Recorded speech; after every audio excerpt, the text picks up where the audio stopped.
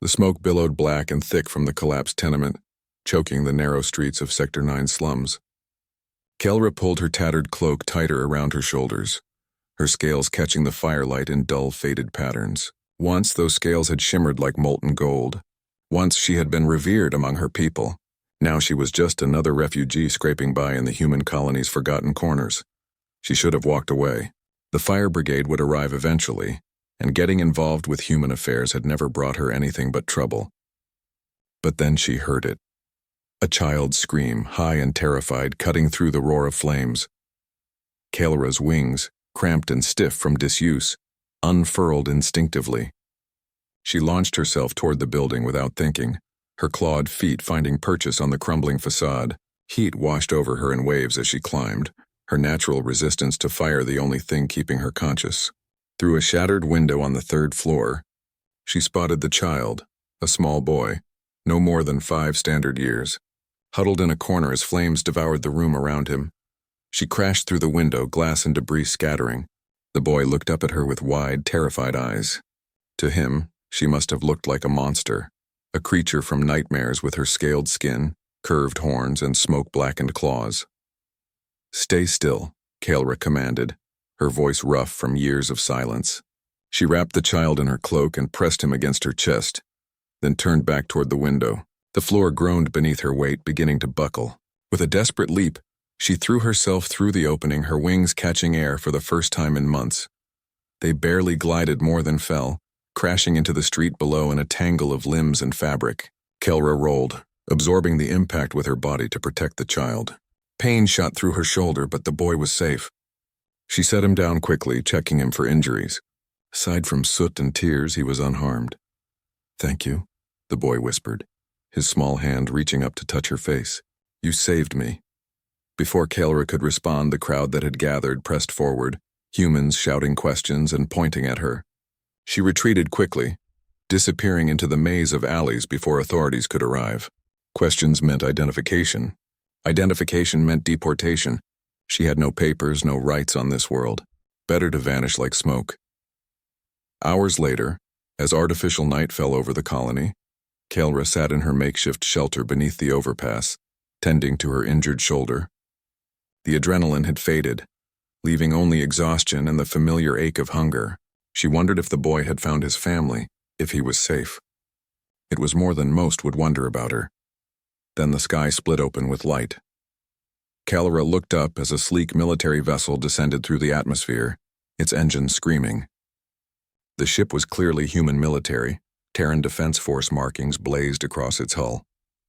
It wasn't dropping toward the main spaceport, but instead lowering directly into Sector 9, its landing thrusters sending debris swirling through the streets, the shelter dwellers around her scattered in panic. Military ships didn't land in the slums unless someone was in serious trouble. Kelra considered running but found herself frozen, watching as the vessel's boarding ramp lowered with a hydraulic hiss. A single figure emerged, a human male in a commander's uniform, his jaw set with determination and something else: desperation. He was flanked by 2 soldiers, but he strode ahead of them, his eyes scanning the shadows beneath the overpass.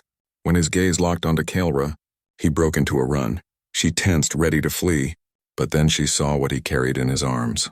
The boy from the fire, wrapped in a thermal blanket, his small face peering out with recognition. "That's her," the child shouted, pointing. "That's the dragon lady who saved me." Commander Ryan stopped a respectful distance away, breathing hard. Up close, Kelra could see the tear tracks on his face, the raw emotion barely contained beneath his military bearing.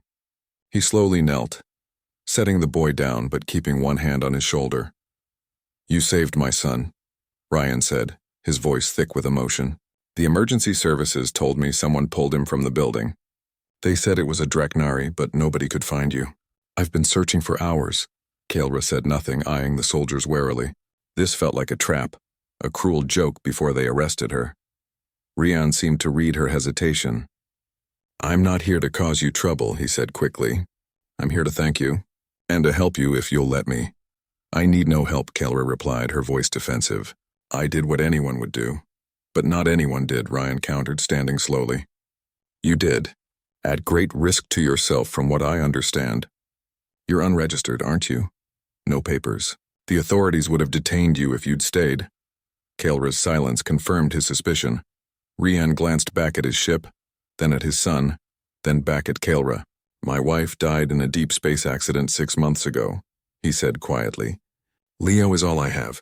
When I got the emergency beacon when I heard there was a fire and he was trapped inside while I was 3 sectors away on patrol. He stopped, composing himself. I thought I'd lost everything. But you saved him. You saved my son when you had every reason to stay hidden and safe. He reached into his uniform pocket and pulled out a data chip. This contains full citizenship papers for the Terran colonies.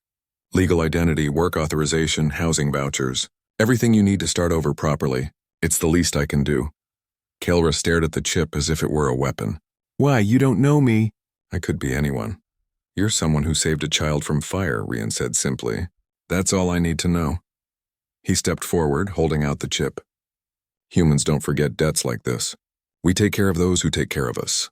The boy, Leo, pulled away from his father and ran to Kaelra, wrapping his small arms around her leg. Please stay, he said. You can have dinner with us. Dad makes really good pasta.